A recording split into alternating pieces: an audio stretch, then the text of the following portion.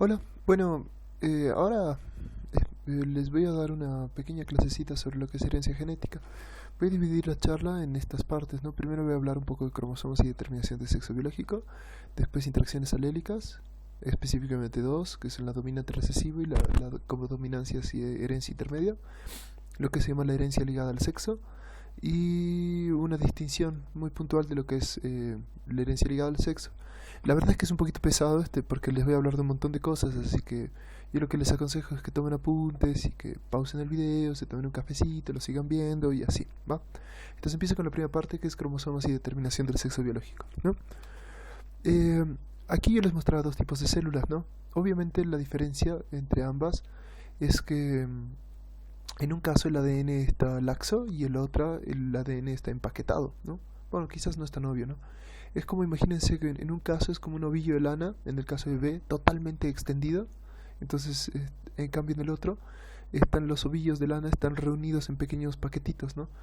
Y estos pequeños paquetitos de lana, en la realidad no es lana, es ADN, se llaman cromosomas. Y bueno, eh, la diferencia está en específico porque la célula A está buscando dividirse y la célula B no, ¿no? Entonces, hablando un poquitito de división celular, básicamente lo que ocurre es que el ADN está en su modo laxo, se puede juntar en cromosomas. Bueno, antecitos de hacerse los cromosomas, va a duplicar todito.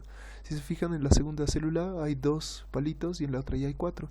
¿Y esto para qué? Para repartir dos para uno, dos para el otro y se generan dos células. Este proceso ocurre todo el tiempo en tu cuerpo, ¿no? Las células se están renovando constantemente en tu cuello, en tu cabeza, en tu lengua, en todas partes, ¿no? Ahora, pero específicamente las gónadas, lo que va a ocurrir es que el ADN está laxo, se junta todo porque está a punto de dividirse y al dividirse no hace ningún tipo de duplicación. Le pasa un cromosoma a un lado, un cromosoma al otro. ¿Por qué? Porque le interesa es hacer células que solo tengan la mitad de la carga genética. ¿Y por qué le interesa que sea la mitad de la carga genética? Porque algún día estas células se van a juntar. Estas células se llaman gametos, digamos, ¿no? Por ejemplo, el espermatozoide va a buscar algún óvulo en alguna parte o el óvulo va a esperar un espermatozoide. No necesariamente, de hecho. Y van a formar uno nuevo y a partir de este se va a generar todo un cuerpo, ¿no? Entonces, la idea de los gametos tienen la mitad de la carga genética porque van a formar entre los dos se van a combinar y van a formar algo nuevo. Aquí tiene una imagen, una fotografía de espermas intentando entrar dentro de un óvulo. Ah, Ahora, para explicarles un poquitito más lo que son los cromosomas, me voy a inspirar en este animal. Es un muntiaco, es un animal de la India, que es el mamífero con menor cantidad de cromosomas, ¿no? Nosotros tenemos 23, ahí han visto la mora que tenemos de 300, ¿no? Entonces, me inspiro en él porque no es exactamente un muntiaco, pero sí es un tipo de cérvido, para explicarles la siguiente cosa. Primero, que existen, que en los animales con reproducción sexual no hermafroditas es bien marcado que existen una cosa que se llama los autosomas y los cromosomas sexuales. En este caso, el de la izquierda es una hembra que no tiene cuernitos, ¿no? Y tiene sus cromosomas son tiene dos pares de cromosomas autosómicos, es decir, cuatro, y un par de cromosomas sexuales, ¿no?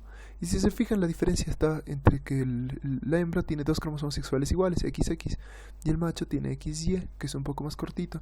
Esta fue una de las primeras cosas que se fueron descubriendo a nivel de genética, ¿no? Descubrieron que los hombres teníamos en nuestras células siempre uno de los cromosomas más cortitos, y esto solo se puede ver al momento que se dividen. Bueno, pero entonces estos son los cromosomas. Ahora, a modo de paréntesis, un poquito de puntualizaciones sobre qué es la determinación del sexo. Yo les había perdido, por favor, que me expliquen, digamos, ¿no? En cada uno de estos casos, cuántos cromosomas tienen, y ahí simplemente era para contarlo. Y lo que quiero que se fijen es que acá, en las hembras, este sería el X y X. Este es un X y este es un Y. Esto ocurre en humanos. En palomas es al revés. Los hombres tienen dos cromosomas iguales, que se les dice WW, y las hembras tienen distintos, ¿no? W y Z. Es decir, este impresionante mamani, si es que es un macho, tiene WW, y si es una hembra, tiene WZ. En el caso de las abejas es mucho más loco aún, porque tienen las hembras tienen tienen los cromosomas en pares y los machos solo tienen la mitad de la carga genética. Esto es loco, pero ocurre en muchos insectos. Aquí tienen un zángano. Y lo que pasa es que este zángano, al principio les mostraba que un espermatozoide se va a juntar con un óvulo y entre los dos van a formar un embrión y así sucesivamente hasta alcanzar un adulto, ¿no? Va a ir creciendo. Pero en el caso de las abejas no es necesario que el óvulo sea fertilizado, porque si no llega un esperma, bueno, ni modo, entonces forma un macho. Y si llega un esperma, se forma una hembra, y que puede ser una obrera, una reina, dependiendo, ¿no? Entonces los machos, básicamente son óvulos que crecen. Y de hecho esto ocurre en varias especies. Cuando una especie se forma o un individuo se puede formar a partir de un óvulo, en humanos es imposible. Se llama partenogénesis, ¿no? Y la partenogénesis, por ejemplo, dicen que hay especies de lagartijas que solo son hembras porque han logrado hacer una especie de óvulos con dos cargas genéticas que se pueden ir clonando de un momento a otro, ¿no? Eso.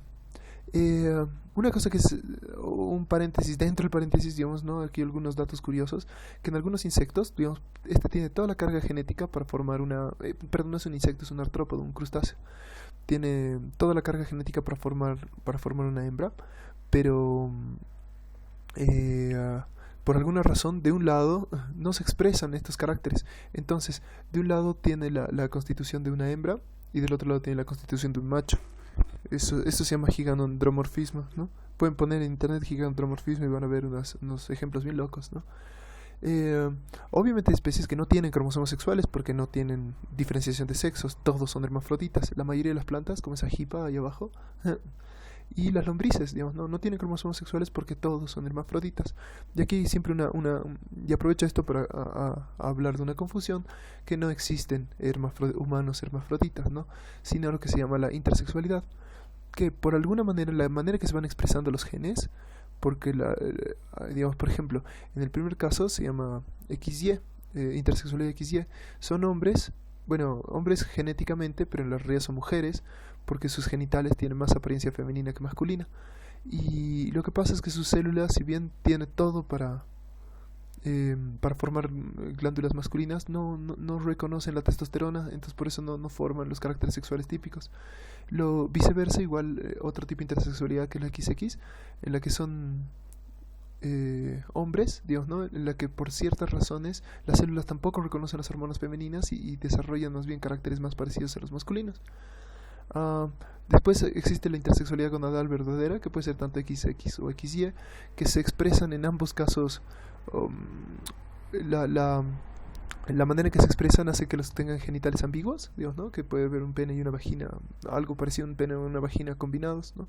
Y existe una intersexualidad compleja, que aquí ya se pueden ver, digamos, algunos cromosomas involucrados, ¿no? Como trisomías, XXY, XXX o de lesiones, ¿no? Como X0.